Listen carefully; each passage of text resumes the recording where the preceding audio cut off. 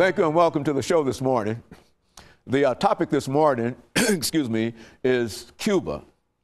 And we're fortunate to have with us to talk about Cuba, Dr. LMadu. And I think the audience recognizes Dr. LMadu from the many shows that we've had with him, dealing not only with South America, but with the Middle East, with Africa, and with almost every continent. In a real sense, Dr. LMadu, I think, explaining the kind of information and the kind of influence that you bring to our discussions here. Mm-hmm. And I'm glad to have you here this morning to talk about Cuba, because this was one of the first of the colonies. And let's talk about it. Let's have you give us some information about it, background information, and then get into the topic of Cuba itself. Well, everybody understands that Cuba, was a former Spanish colony. We remember the Spanish-American War and, what happened, how Cuba, became independent, up to the revolution, up to the treaty, the Guantanamo Bay Treaty and all that. In order to understand, Cuba today, one has to go on what I might call three levels. Mm-hmm. One is from 1959, when Fidel Castro overthrew Fulgencio Batista, mm-hmm. till 1990, when 1991, when Gorbachev started his perestroika in Russia and communism collapsed. Mm-hmm. And then from 1991 to 2008, when after the Cold War and Fidel became sick, handed over to his brother. Mm-hmm. His brother took over from 2008 February effectively as president, till now. So these are the three stages. Exactly, mm-hmm. that one can look at, what is happening in Cuba up to today. Prior to, the Cuban Revolution, everyone understood there was a lot of American influence in Cuba.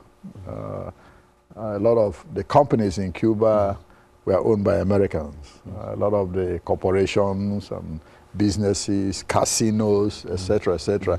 In fact, Havana was a Miami, at that time of the Caribbean, where most of the casinos were located.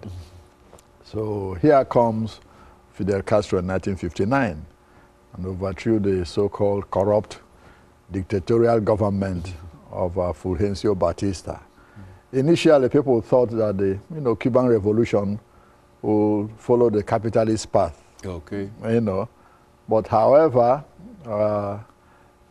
most people didn't understand the thinking of most of the Cuban revolutionaries, particularly Raúl, who is the current president.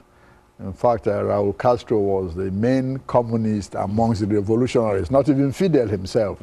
In fact, history says that, Fidel was influenced by his own junior brother, Raúl Castro, who was already a member of the Communist Party when the revolution started.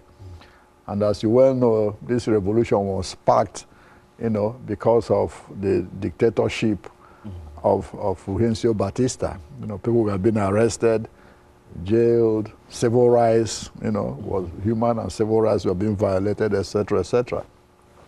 And of course, like all revolutions, these were few people, started. About 5 or 6 of them, really. You have Fidel Castro, you have Raúl Castro, his brother, you have Che Guevara, the Argentine medical doctor, you have Huba Mato, who was Commandant Huba Mato, and then one of the most charismatic of all of them, who Camilo Cienfuegos, who died in a mysterious plane crash some time ago.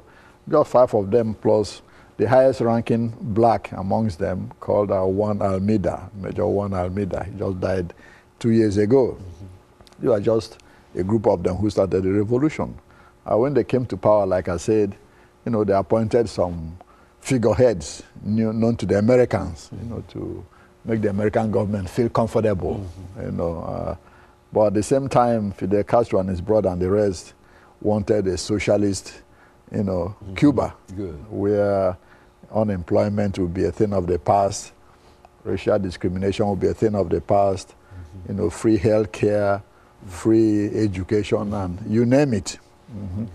And because of the path they chose, they fell out of favor with the Eisenhower government administration. What we're going to have to do during this first segment, we're going to have to take our first break.